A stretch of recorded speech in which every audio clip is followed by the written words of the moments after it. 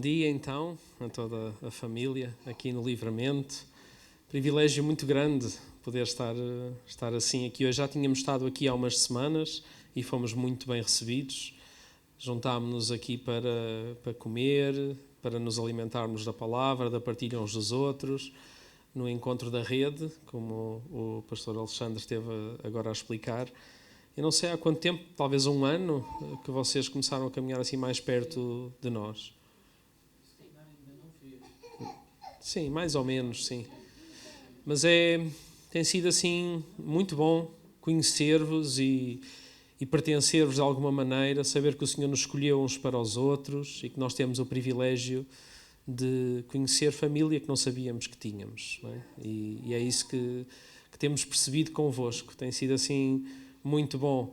Tivemos com o Bernardo e a família, quer dizer, só foi mesmo o Bernardo e a esposa lá nos Açores também. Tivemos assim um tempo muito bom e já conhecemos mais alguns irmãos aqui da igreja também nesse dia há umas semanas e foi realmente muito bom. E certo que o Senhor tem muito mais para nós do que aquilo que nós pensamos que vamos receber dele. O Senhor é generoso, é bom e nós queremos estar nessa atitude de aprender com ele tudo aquilo que ele nos tem ensinado. Bom, como o Alexandre já disse, nós estávamos aqui a chegar e eu já estava pronto para fazer uma queixa por perseguição religiosa, aqui antes de chegar aqui ao Livramento. Então vim aqui para a terrinha e aqui a polícia não me deixava ir à igreja. Mas pronto, mas chegámos. Como vocês perceberam, somos uma família numerosa.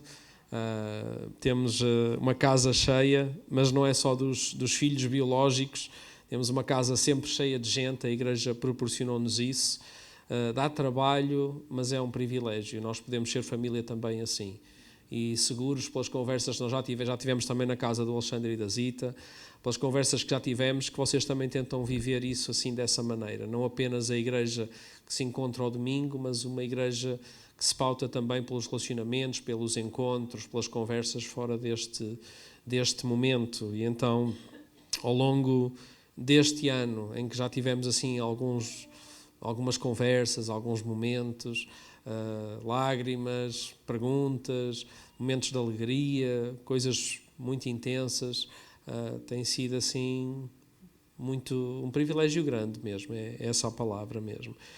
E também interessante perceber que vocês tiveram o ano passado e até ao início deste ano de volta de uma série à volta do livro dos Atos, não é? E a nossa comunidade lá também fez o ano passado, foi desde o início até dezembro, fizemos também uma série toda ela no livro dos Atos, perceber que estamos a escutar o mesmo Senhor e que apesar das comunidades terem nomes diferentes, e na rede entre nós é suposto que assim seja.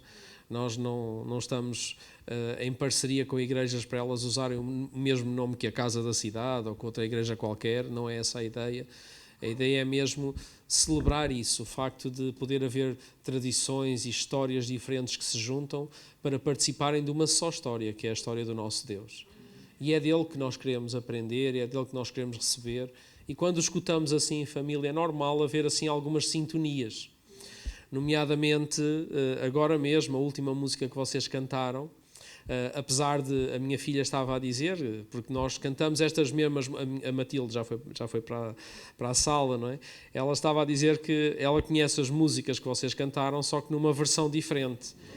E em vez de se calhar em tempos, eu no início achava, mas porquê? Porquê é que não cantamos as mesmas versões? Eu acho bonito até as versões serem diferentes, as expressões serem diferentes. Mas o amor que depois nos une revela ao mundo quem Deus é. De acordo com a oração de Jesus lá em João 17, é exatamente isso, o facto de nós não pensarmos da mesma forma sobre alguns assuntos, não os fundamentais, cantarmos músicas diferentes, usarmos culturas e costumes diferentes, línguas diferentes e no fim celebramos aquilo que nos une, o nosso amor que revela quem Deus é. E isso é muito bonito, então é por aí. Então este ano, e vocês estavam a cantar agora na última música, alguma coisa que, olha, eu vou lá parar hoje na palavra, no texto que estou-me a propor ler e meditar convosco. E peço assim a vossa atenção, o vosso coração, a vossa dedicação agora também, em particular, à palavra que vamos ler. Nós lá em Lisboa, desde o início do ano, lá na Casa da Cidade, que nos propusemos a falar sobre um tema, e o tema do ano, vamos dizer assim, é aprendizes. Sermos aprendizes de Jesus. Lembrar, em particular, as palavras de Jesus, do nosso Mestre, aquele de quem nós dizemos que somos seguidores, discípulos, que é Ele que nos ensina, que é dele que queremos aprender, receber, ser orientados por Ele.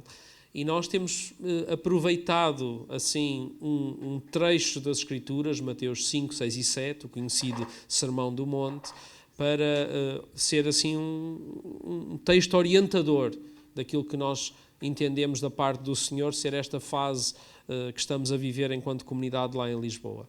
Mas a verdade é que depois nós vamos a outros lugares e ouvimos coisas muito parecidas, porque o Senhor tem estado a falar alguma coisa. E quem tem ouvidos para ouvir, ouça, escute, porque o Senhor está a falar. E Ele quer orientar a sua igreja, que é só uma. Há uma só igreja. Então, nós, enquanto aprendizes de Jesus, entendemos que o modelo de discipulado de Jesus é um bocadinho diferente de outros mestres e ensinadores. Não é? Ele tem aquele modelo do vem e segue-me. Não é apenas ouve e replica exatamente tudo aquilo que eu digo, não é? Ou usa o mesmo tipo de roupa, ou canta a mesma versão da música. Não, Jesus diz, vem e segue-me. E nós, não sei se vocês conhecem aquele ditado, olha para o que eu digo, não olhes para o que eu faço. Jesus não tem nada a ver com isso. Jesus diz, olha para o que eu digo e façam como eu faço. Amem como eu vos amei. Não é? E um subtítulo que nós demos assim ao nosso tema do ano é ver, fazer e revelar. Nós vimos Jesus amar e Ele disse para amarmos como Ele amou, para assim podermos revelar quem Ele é. Então, pela forma como o amor que aprendemos dele é expresso, gera fruto.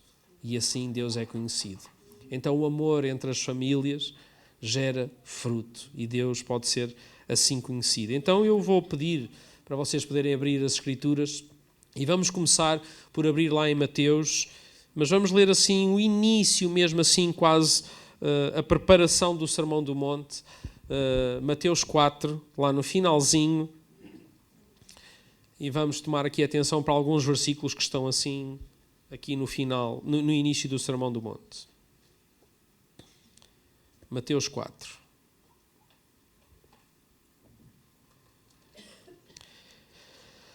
Verso 23. Diz assim as Escrituras. Jesus foi por toda a Galileia, ensinando nas sinagogas deles, pregando as boas novas do reino e curando todas as enfermidades e doenças entre o povo. Notícias sobre ele espalhavam-se por toda a Síria e o povo trouxe-lhe todos os que sofriam de vários males e tormentos, endemoniados, loucos e paralíticos, e ele os curou. Grandes multidões o seguiam, vindas da Galileia, Decápolis, Jerusalém, Judeia e da região do outro lado do Jordão. Mateus 5, o início do Sermão do Monte. Vendo as multidões, esta gente toda que vinha de muitos lugares, e muitos deles vinham também atrás daquilo que viam Jesus a fazer com esta gente toda, esta lista de curas e maravilhas que o Senhor fazia, vendo Jesus essa gente toda, subiu ao monte e se assentou. Os seus discípulos aproximaram-se dele e ele começou a ensinar, dizendo. E é assim que Jesus vai inaugurar uma série de ensinos.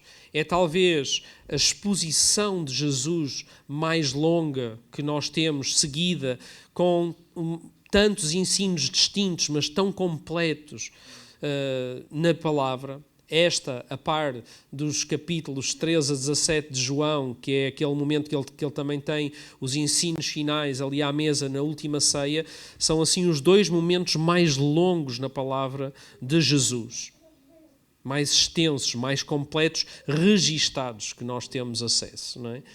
E nós, enquanto aprendizes do Mestre, devíamos tomar muita atenção àquilo que Jesus nos ensina, se nos queremos dizer seguidores dele. Então, neste momento, diz a palavra, terminamos a dizer assim, os discípulos aproximaram-se dele e ele começou a ensiná-los desta forma. Não é? Jesus, então, aquilo que ele vai dizer, para nós, se somos seguidores de Jesus, discípulos dele, é de extrema importância.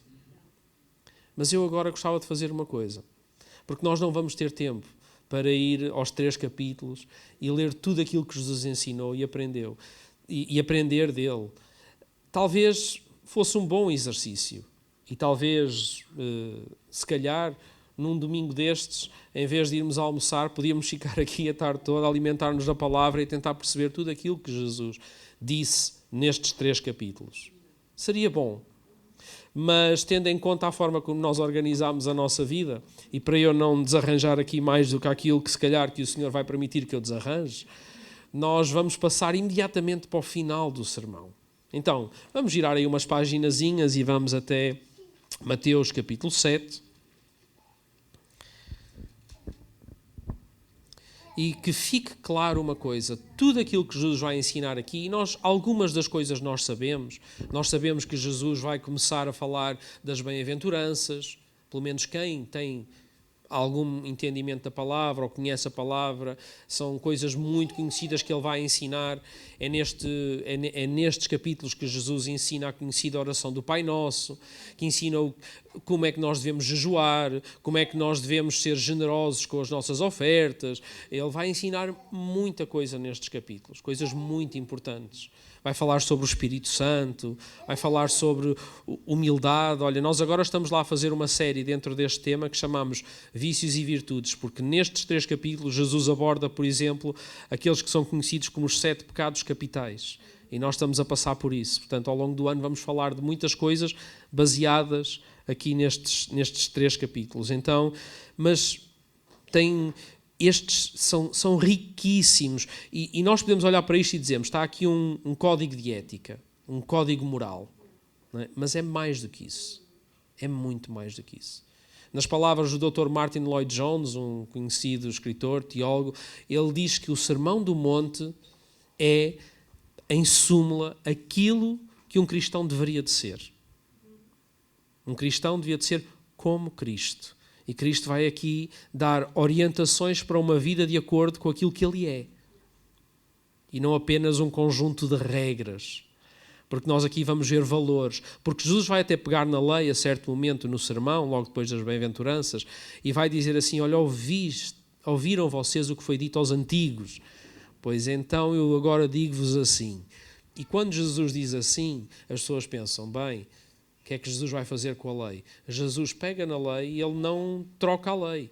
Ele apenas a revalida, pondo em nós alguma coisa que vai ser ainda mais intensa, porque a lei de Deus não tem só a ver com as atitudes exteriores, com aquilo que a gente é capaz de produzir e que é visível. Ele vai dizer que é alguma coisa que está no invisível, que é no coração, que é na intenção, que é nos pensamentos, que é aí onde Jesus quer trabalhar, é esse nível. Jesus não quer apenas que a gente tenha um bom comportamento, que sejamos cristãos aprumadinhos, arranjadinhos, engomadinhos. Jesus quer trabalhar o nosso interior e quer cortar o mal pela raiz e quer transformar-nos de dentro para fora. Então o Sermão do Monte tem tudo isso. Então, Jesus começa a ensiná-los desta maneira e vejam lá, ele vai ensinar estas coisas todas, o conteúdo do Sermão do Monte, e no final ele escolhe usar um exemplo para fechar o seu sermão. E vejam qual é. Nós cantámos já sobre isto hoje. Diz assim, versículo 24. Portanto, ou seja, Quando diz portanto, quer dizer, depois de tudo aquilo que Jesus ensinou, Jesus vai dizer assim: quem ouve estas minhas palavras, tudo aquilo que eu acabei de dizer, e as põe em prática, é como um homem prudente ou sensato, que construiu a sua casa sobre a rocha. Caiu a chuva, transbordaram os rios, sopraram os ventos e deram contra aquela casa, e ela não caiu, porque tinha os seus alicerces na rocha. Mas quem ouve estas minhas palavras e não as põe em prática é como um insensato, que construiu a sua casa sobre a areia. Caiu a chuva, transbordaram os rios, sopraram os ventos e deram contra aquela casa, e ela caiu, e foi grande a sua queda. E quando Jesus acabou de dizer estas coisas, as multidões estavam maravilhadas com o seu ensino, porque ele as ensinava como quem tem autoridade e não como os mestres da lei. Paizinho, que nesta manhã a tua palavra possa ter o seu efeito na nossa vida. Que ela também possa soprar sobre cada um de nós e tenha o seu efeito. E aquilo que tiver que cair, que caia. Mas nós pedimos-te, Senhor, que tu possas ser o nosso fundamento, o nosso alicerce. Essa rocha que o texto fala. Então que possas comunicar-te connosco, mais do que as minhas palavras, que seja o teu Espírito Santo a falar com cada um de nós, neste lugar, nesta manhã. Obrigado pela liberdade que nós temos de estarmos juntos neste lugar e ouvir a tua voz, Senhor. O teu recado, que o teu Espírito nos fala em nome de Jesus. Amém. Amém. Então, se nós estamos aqui predispostos para ser aprendizes de Jesus e aprender com Ele alguma coisa, segundo o texto que nós acabámos de ler, depois de tudo o que Jesus tem para nos ensinar, e domingo após domingo nós vimos a um lugar para ser, também para ouvir alguma coisa e aprender. Durante a semana, sempre que nós abrimos a palavra, nós vamos também aprender alguma coisa com ela. No final, parece que nós podemos ficar aqui com um de dois resultados, de acordo com o que decidimos fazer, com aquilo que Ele nos está a ensinar. Então, Jesus ensina, mas no final nós podemos ser os insensatos ou podemos ser os sensatos ou prudentes, não é? Portanto, nós podemos fazer alguma coisa com aquilo que Jesus nos está a dar. Mas depois também há um resultado de acordo com aquilo que a gente escolher fazer com aquilo que Jesus nos está a dar. Então Jesus quer pôr alguma coisa na nossa vida, do nosso lado, mas depois, de acordo com aquilo que nós fizermos, um dos resultados advém de uma posição sensata sobre o que Jesus ensina e o outro vem de uma posição insensata. O que é que nós podemos dizer com isto então? Que no fim vai ficar claro quem realmente aprendeu com o mestre aquilo que ele queria ensinar. Porque não basta ouvir, não basta simplesmente saber até as palavras que aqui estão escritas. É suposto que a palavra tenha efeito na nossa vida. E vai ter. E vai ter de alguma maneira, porque a vida vai fazer o seu efeito em nós.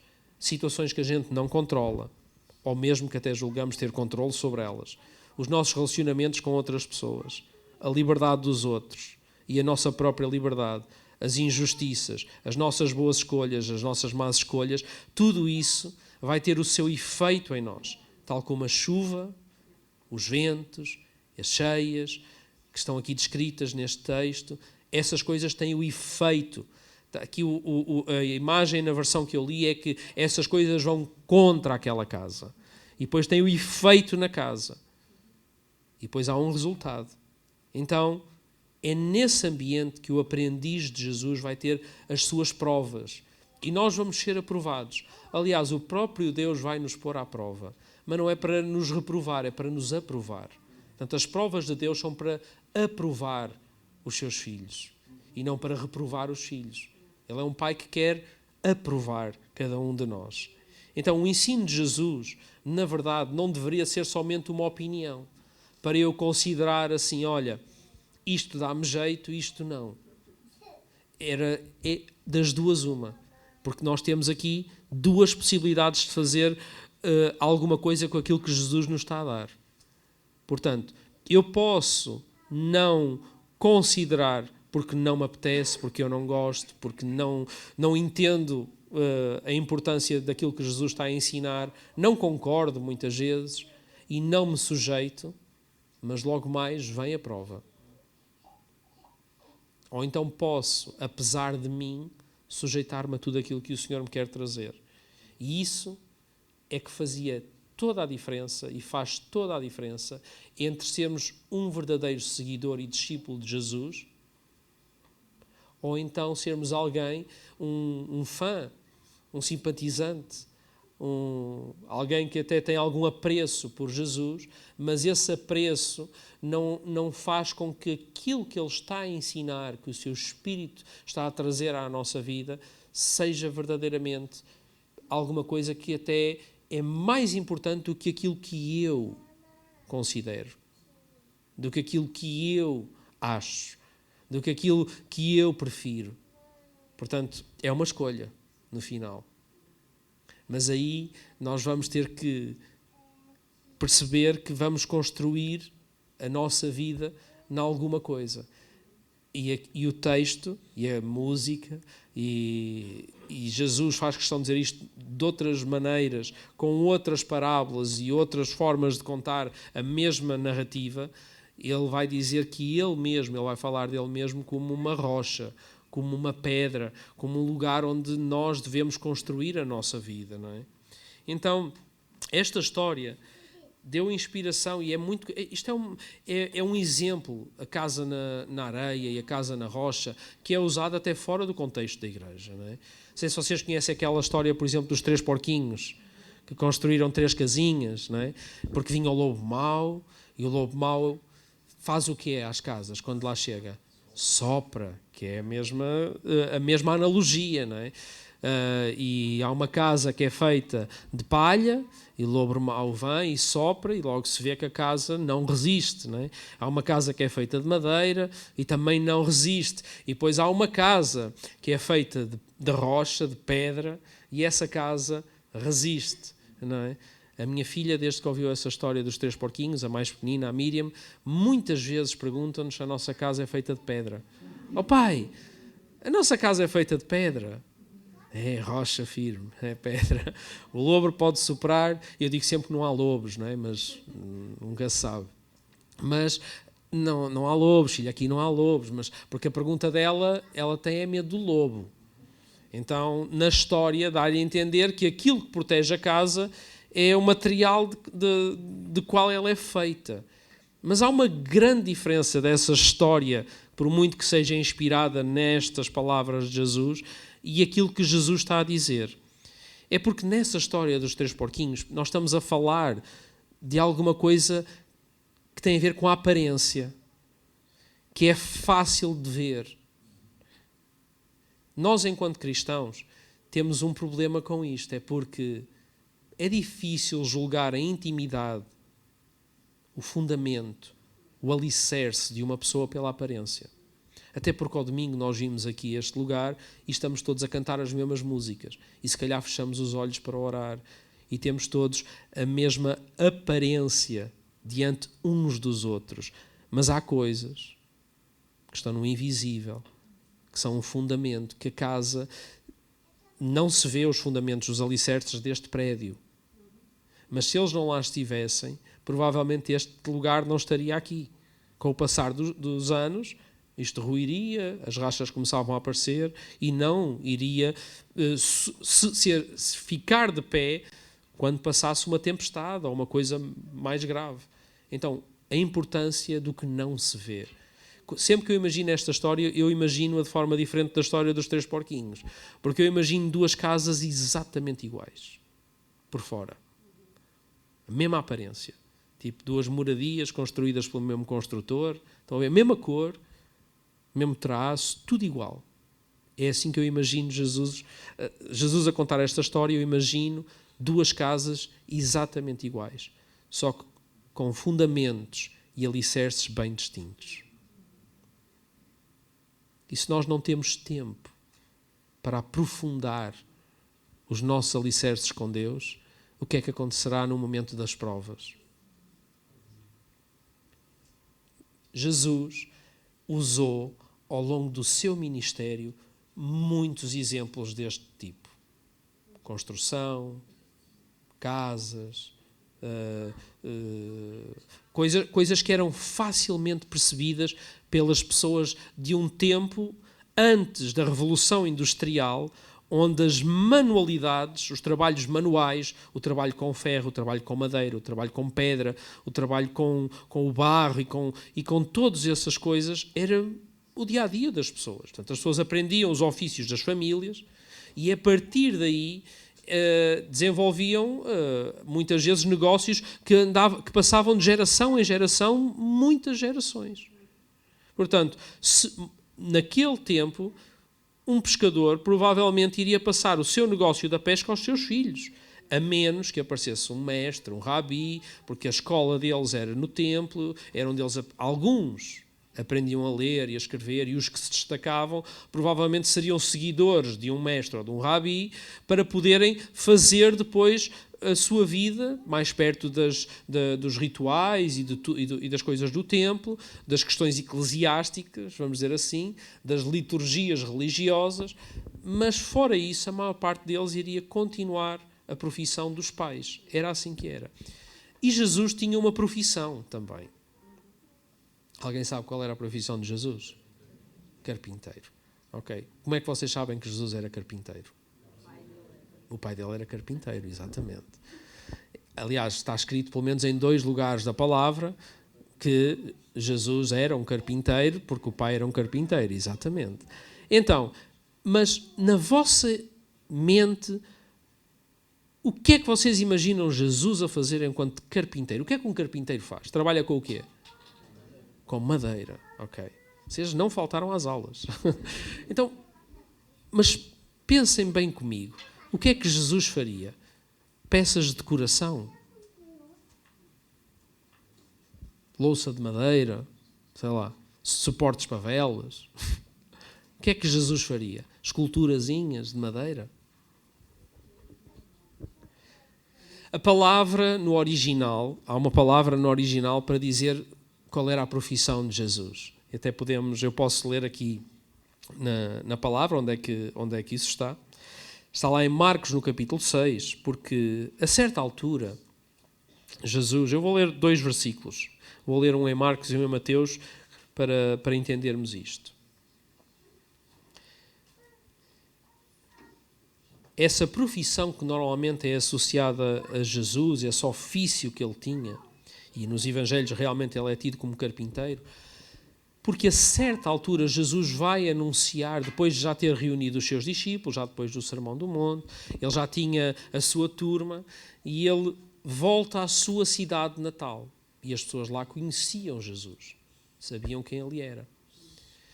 Ele anuncia o reino, continua a fazer o seu ministério de cura, de libertação, e faz aquilo tudo, mas as pessoas viram aquele rapazinho a crescer ali naquele lugar, não é? E quando nós imaginamos Jesus como um mestre, como aquele que nos ensina, e se calhar temos dificuldade em perceber que ele próprio também já teve que aprender coisas com outros. Isto pode ser um conceito estranho para algumas cabecinhas. Pensar assim, mas Jesus, o Criador dos céus, da terra, das estrelas, das galáxias, do universo, que pôs ordem nisto tudo, ele teve que aprender alguma coisa com alguém? Jesus foi 100% homem. Ele nasceu como um bebê. Então, era normal que ele tivesse que ter alguém que lhe trocasse a fralda e que lhe fizesse comida e depois que ensinasse a falar, a andar. Estão a ver Maria, José ali a pôr Jesus de pé. Porque é assim, imaginar o contrário é que era muito estranho. Pensem o que é, ele saía da barriga e começava a falar. É lá. E andar, o bebê andava por ali a pé e começava a ensinar a palavra. Era muito estranho. Então Jesus, ele era um mestre, mas houve uma altura em que ele teve que ser um aprendiz. Como nós também somos aprendizes de Jesus, Jesus, o próprio Deus, também teve que aprender coisas. E os seus pais terrenos tiveram um papel fundamental na vida dele. Então imaginem Jesus, o Criador de tudo o que existe, de todas as coisas que nós conhecemos e daquelas que nós ainda nem sequer sabemos que existem, mas que também foi Ele que criou. Ali, a ver o seu pai a trabalhar nos materiais, na madeira, se fosse o que fosse, e ele olhar para as mãos do pai e a aprender o ofício. Não é? Sai daí, José, que não percebes nada disso, que eu sou o Criador do universo. E pegava Jesus e... Não, ele sujeitou-se. Ele, que era Deus, não teve por usurpação ser igual a Deus. Antes, ele veio e assumiu a forma de homem. E serviu-nos. Filipenses capítulo 2. Ele serviu-nos em tudo. Mas para isso ele sujeitou-se a ser um de nós. Então, ele viveu entre nós desta forma. Então, vejam a reação das pessoas quando veem Jesus a falar do reino e a fazer curas e maravilhas e tudo isso. Vejam a reação das pessoas. Marcos 6,3. Não é este o carpinteiro, filho de Maria, irmão de Tiago e de José e de Judas e de Simão? Eles também eram uma família numerosa. E não estão aqui connosco as suas irmãs? Então, Jesus, lá na terra natal dele, é óbvio que as pessoas olharam para Jesus e pensaram assim: ele está a fazer estas coisas, mas tudo aquilo que a gente o via a fazer era outro tipo de coisas. Nós não conhecemos Jesus por isso. Nós conhecemos aí o rapazeco, o Jesus, que andava aí, nas saias de José, a aprender a trabalhar o ofício. Mateus conta a mesma história, mas tem ali uma pequena diferençazinha. Talvez tenha escutado outras observações, outras pessoas, visto que várias pessoas em Nazaré estavam surpreendidas com Jesus. Havia muita gente. Então Mateus 13:55 diz assim: não é este o filho do carpinteiro? O outro diz, não é este o carpinteiro? Aqui diz, não é este o filho do carpinteiro? Não se chama a sua mãe Maria? E não são seus irmãos Tiago, José, Simão e Judas? Então aqui fica claro que os ofícios da família eram passados para as gerações seguintes. A palavra no original, no grego, que está ali para dizer carpinteiro, foi traduzida como carpinteiro, mas não é bem isso que a palavra significa. É a palavra tecton. E a palavra tecton tem mais a ver com o facto de Jesus e o pai de Jesus serem artesãos, habilidosos com as mãos, de pessoas que trabalhavam as matérias-primas. Portanto, e um artesão naquela altura era tipo um habilidoso, alguém que podia construir coisas. Não é? Daí, muitos dos exemplos que Jesus vai dar têm tudo a ver com aquilo que ele primeiro aprendeu com o seu pai. Ele era um aprendiz também. Ele viu o pai fazer e muitos dos exemplos que Jesus vai dar de construção e de casas e todas essas coisas têm a ver com o facto de ele ter sido um tecton também, um habilidoso, um artesão. E um tecton, para quem, se ficarem curiosos com isso e quiserem saber, era normalmente, mais do que alguém que fazia suportes para velas e coisinhas de madeira, era alguém que construía casas.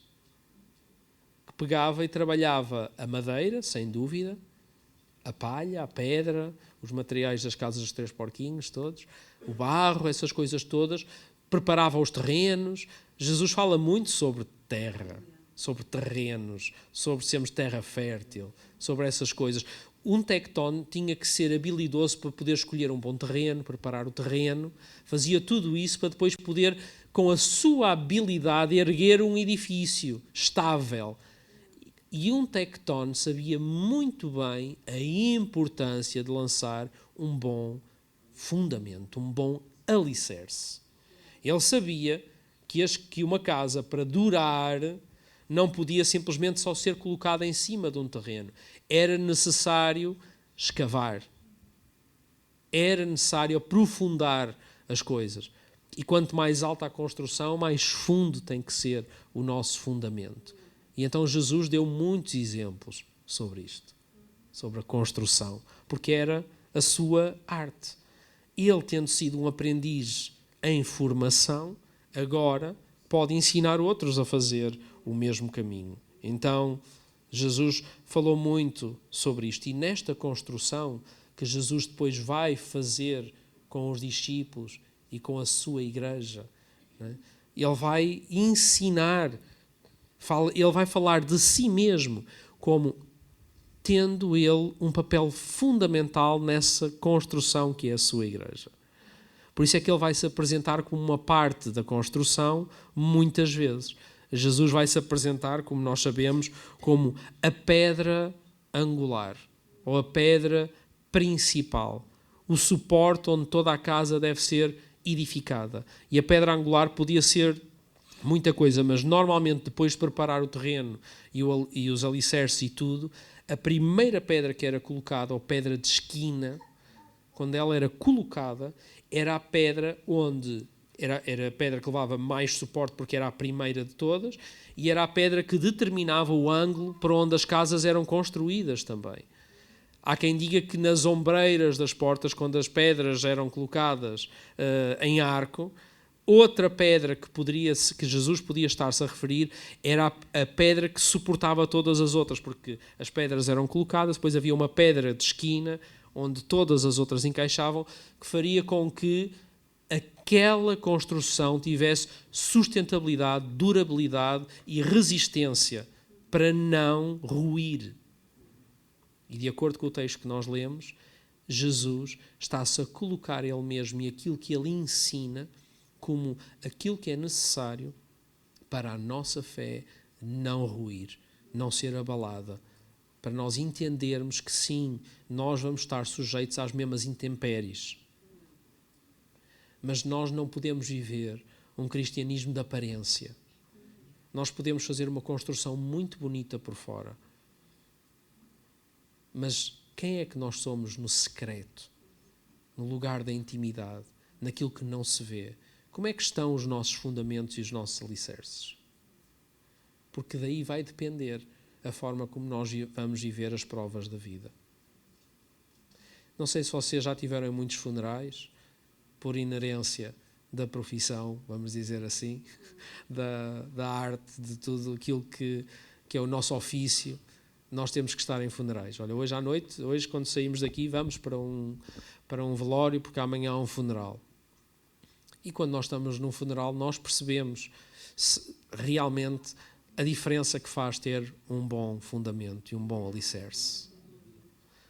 Porque se a nossa confiança em Deus, nós vamos sofrer com os ventos, as chuvas e as cheias que vão contra nós da mesma maneira. Mas a casa não vem abaixo, porque a nossa esperança é outra. Então nós não olhamos para a morte da mesma forma. Agora, podemos ter uma aparência e no fim, o alicerce, quando não está muito bem, partes da casa podem ruir também. Então, é tão importante nós entendermos que a igreja não pode simplesmente ser aquilo que o conjunto dos irmãos que se reúne num lugar, num edifício, a um domingo, porque isto é bom, mas tem uma aparência, isto é visível. Como é que está a vossa fé no invisível, quando ninguém está a ver? É porque a saúde da igreja depende disso. Porque quando os ventos sopram, a construção de Jesus é uma. Tem mais a ver... nós às vezes individualizamos muito o Evangelho e pomos a coisa muito do nosso lado. Eu com Deus... mas a verdade é que nós somos um corpo. E todo o corpo sofre se tu, enquanto parte da construção, não estás sólido e firme no lugar onde devias estar. A importância da saúde da igreja, quando nós todos estamos firmes na rocha que é Jesus. Como já hoje também cantamos. Jesus deu muitas... Eu tenho aqui muito texto, eu não vou me alongar, mas Jesus deu muitos exemplos dele mesmo como esse fundamento. Ele próprio apresentou-se como o santuário, a casa, o edifício, diante dos fariseus a dizer, olha, derrubem esta casa, este templo, não é? E eu em 3 dias o vou levantar. Lembramos isso agora na Páscoa também. E ele falava do seu próprio corpo, não é? Jesus morto e ressurreto. E há muitas outras coisas que Jesus vai falar sobre esse assunto, mas esse fundamento e esse alicerce que resiste às intempéries, ele é forjado na intimidade. Jesus não aprendeu a ser um carpinteiro porque aquilo era um dom natural. Ele ali no ateliê de José, na carpintaria do Pai, que é esse lugar onde nós temos que ir mais vezes, é onde ele pode olhar para as mãos e ver como é que se faz, para poder fazer como quem viu fazer, para poder revelar quem ele é. E nós precisamos dessa intimidade para revelarmos quem Deus é. Não dá para fazer uma coisa só porque tem uma aparência. Esta semana vi um vídeo de alguém que eu posso não concordar com tudo o que aquela pessoa diz, mas eu digo-vos uma coisa. É alguém que eu admiro muito. Um orador muito, muito conhecido, John Piper, e ele saiu um vídeo dele esta semana nas redes sociais que eu fiquei impressionado com aquilo que aquele homem entregou ali num curto espaço de tempo, que ele já tem bastante idade, e ele decidiu fazer uma experiência e eu fiz exatamente a mesma experiência. Ele foi ao ChatGPT. Alguém sabe o que é o ChatGPT? Sim. Hoje em dia o mundo está aí para aí. Nós já quase não dá para escapar, não é? Ainda agora estava um telefone aí a falar, não é? Porque todos os nossos telemóveis estão a escutar aquilo que a gente está a dizer em tempo real. Portanto, e depois as propostas que os telefones nos fazem, aquilo que eles nos apresentam, é de acordo com os dados que eles estão a recolher, de tudo aquilo que eles escutam, de tudo aquilo que a gente pesquisa, de todos os anúncios que a gente escreve. Se vocês estão nas redes sociais a fazer scroll e param um bocadinho mais, uns segundos, ele contabiliza quantos segundos é que vocês pararam num determinado, para captar a vossa atenção. Portanto, já não dá para fugir aos algoritmos. Então, para ler todos esses dados, a inteligência artificial estuda cada vez mais, sabe cada vez mais. E então o que é que este orador fez? Ele pediu a essa inteligência artificial para escrever uma oração. E eu fiquei impressionado com o resultado. E eu disse, olha, vou também fazer um pedido ao ChatGPT. E fiz um pedido. E disse assim, escreve uma oração de honra e reconhecimento da graça de Deus com eloquência, profundidade e simplicidade de Charles Spurgeon, que é um orador que é o príncipe dos oradores, não é? Um orador que eu respeito muito, não é? Alguém que já faleceu, um inglês, mas escreve uma oração de honra e reconhecimento da graça de Deus com eloquência, profundidade e ou seja, fiz um pedido ao ChatGPT e ele deu um resultado. Ele não pensou sequer, ele não precisou de tempo algum para escrever aquilo que ele escreveu. Eu vou ler-vos o resultado, ok? Isto foi uma inteligência artificial que escreveu, uma máquina, um algoritmo, ok? Ele disse assim, oração de gratidão divina. Ó Deus de infinita misericórdia e majestade, prostramo-nos em reverência diante de Ti, reconhecendo que toda a nossa esperança, toda a nossa vida flui como um rio manso e puro da fonte da Tua graça. Muito bonito. Não éramos dignos sequer de olhar para a luz do Teu rosto, mas Tu, em amor eterno, nos buscaste, chamaste-nos pelo nome e vestiste-nos com as vestes da salvação. Um poeta, este ChatGPT. Ó doce graça, insondável e livre, és a música que consola o aflito, a rocha que sustenta o cansado, o bálsamo que cura a alma quebrantada. Senhor, se não fosse o teu favor imerecido, teríamos nos perdido na noite da nossa própria rebelião. Isto é muito belo e profundo. Mas em Cristo, teu Filho amado, abriste-nos uma estrada de glória onde cada passo é guiado pela tua mão.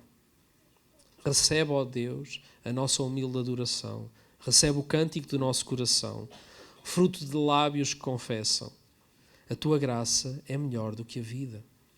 Que todo o nosso ser proclame glória ao Pai que nos amou, glória ao Filho que nos redimiu, glória ao Espírito que nos vivificou, agora e para todo o sempre. Amém.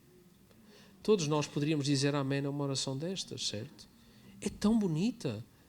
Parece um poema. Há partes que rimam, há partes que me emocionam, há coisas tão bonitas.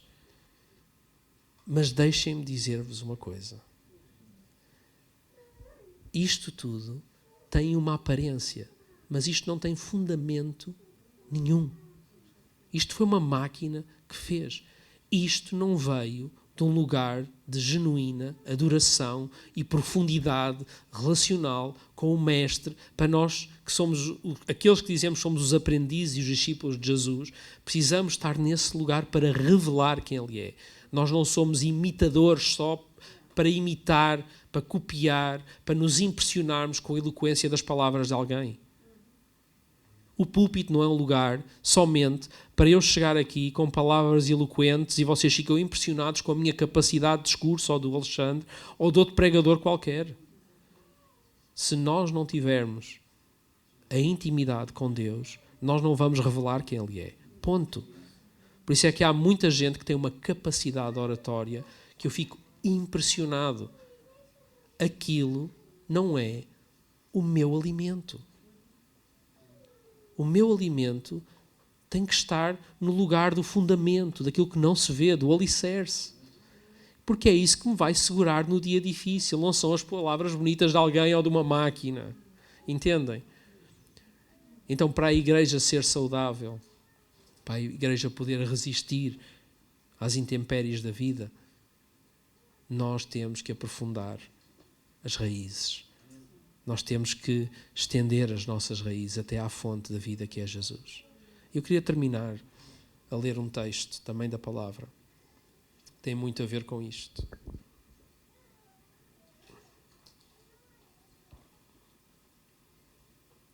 Está em Jeremias, no capítulo 17. É um texto conhecido.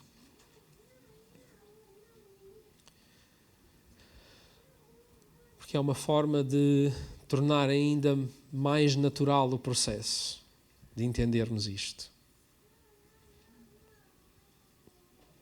Temos a construção de um edifício, mas temos um processo bem natural. Diz assim, Jeremias 17, os versículos 7 e 8. Bendito é o homem que confia no Senhor, cuja confiança nele está. Ele será como uma árvore plantada junto às águas e que estende as suas raízes para o ribeiro. Ela não temerá quando chegar o calor, porque as suas folhas estão sempre verdes. Não ficará ansiosa no ano da seca e nunca deixará de dar fruto. Então a minha pergunta nesta manhã é: que tipo de aprendiz nós temos sido? Que tipo de aprendiz eu sou?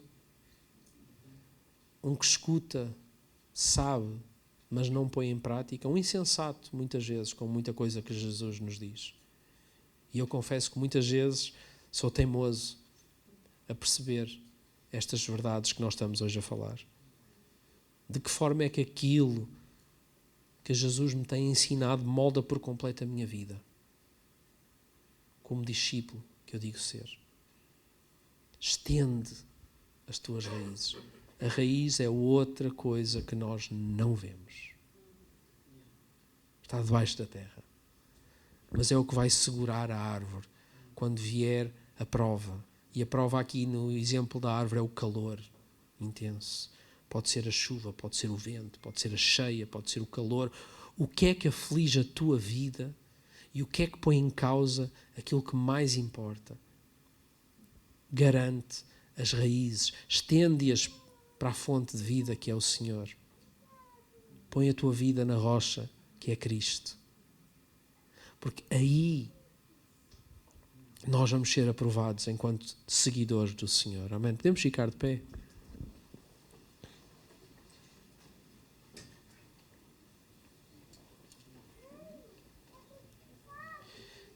E é uma coisa muito bonita aqui nestas palavras de Jeremias. E vai tão contrário à realidade das coisas como o mundo as vive nos dias de hoje. Nós somos uma geração tão ansiosa. Somos uma geração cansada, ansiosa, ocupada. Qualquer coisa, qualquer conversa que eu comece com gente que vai à minha casa, tudo, então, como é que estás? Pá, ando muito cansado, estou muito ocupado. Qualquer conversa. Estando ligados a Cristo, nós vamos correr, nós vamos trabalhar, mas não nos vamos cansar da mesma maneira. Porque nós temos alguma coisa maior que nos aguarda à nossa espera e nós sabemos porque é que fazemos o percurso que nós estamos a fazer. E estando alicerçados na rocha que é Jesus e tendo as nossas raízes estendidas até à fonte da vida, que é o Senhor, a promessa é que nós nunca vamos deixar de dar fruto. E é dessa relação com Deus que o fruto brota naturalmente. O fruto do Espírito não é alguma coisa que alguém tem tipo como garantida, é alguma coisa que brota naturalmente daqueles que estão alicerçados em Jesus, daqueles que têm as suas raízes estendidas para o ribeiro, para o Senhor, para a fonte da vida. É alguma coisa que depois naturalmente vai brotar. Há pessoas que dizem, eu naturalmente não sou muito paciente, naturalmente não tenho domínio próprio, não consigo, não sou capaz, não sou isto, não tenho aquilo. O problema não é no que tu és capaz de fazer e que se vê. O problema está naquilo que não se vê. É aí que nós temos que trabalhar. E se tu vens para este lugar e fazes parte de uma família destas, de uma parte da grande família do Senhor, e és alguém que estende as suas raízes, que no secreto ora ao Senhor, pede ao Pai, que vê em secreto e recompensa em secreto, como está escrito também no Sermão do Monte. Se és alguém que aprofunda esse lugar do invisível, isso vai ter um reflexo no visível também. Vai ser visível. E na altura das provas tu vais ter um testemunho para dar. E o testemunho não é quem, como muitos lugares aí apregoam, que porque somos crentes, somos mais abençoados, ou seja, não passamos por tantas dificuldades. Não é verdade. O vento soprou sobre as duas casas. O calor vem sobre todas as árvores. Como é que estão as tuas raízes? Como é que estão os teus fundamentos? Que tipo de discípulo é que tu tens sido? Genuinamente, fazer estas perguntas, para nós, tem sido um desafio e tem-nos interpelado ali na família em Lisboa.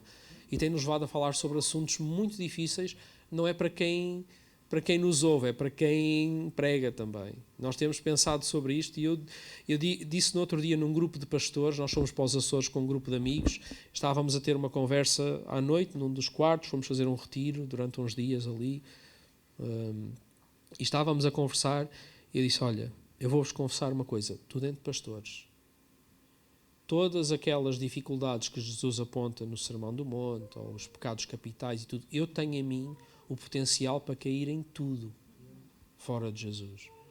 Tudo. E houve alguém que disse, também não és assim tão mau, não é? Eu sei que tudo o que há de bom em mim vem de Deus. Porque se eu não estiver ligado a essa fonte, o que é que eu posso dizer de mim mesmo, não é? Há um Hitlerzinho dentro de cada um de nós, à espera para sair e para soltar. Há pessoas que é no trânsito, há pessoas que é com uma pessoa em específico, há pessoas que é... Entendem? É no trabalho. Onde é que o Hitlerzinho quer sair? Não é? Onde é que estão as tuas raízes? Quem é o teu verdadeiro mestre? És um fã de Jesus, um simpatizante de Jesus, alguém que até faz assim uma seleção de coisas boas que ele diz para viver, ou és um verdadeiro discípulo, aprendiz do mestre, sujeito a ele? Amém? Não sei se nós podemos terminar a cantar aquela mesma música. E essa ser assim, cantá-la com outro entendimento, talvez. E fazer dela assim uma oração e dizer mesmo diante do Senhor: olha, Deus, eu confesso que já alguns de nós até podemos dizer 20, 30 anos, 40 anos de igreja, de uma vivência com Deus, e há tantos hábitos, tantas rotinas, tanta coisa que eu já faço de forma mecânica e não estou e eu não entendo a necessidade de continuar a expandir as minhas raízes para ser alimentado por Ti, que és a fonte da vida e aquilo que me livra até de mim mesmo. Que impede o fruto do Espírito de ser mais evidente na minha vida. Amém? Amém. Então vamos juntos fazer essa oração e cantar esta música com esse entendimento e que o Senhor possa falar connosco e que possamos levar trabalho para casa, um desafio mesmo. Um desafio.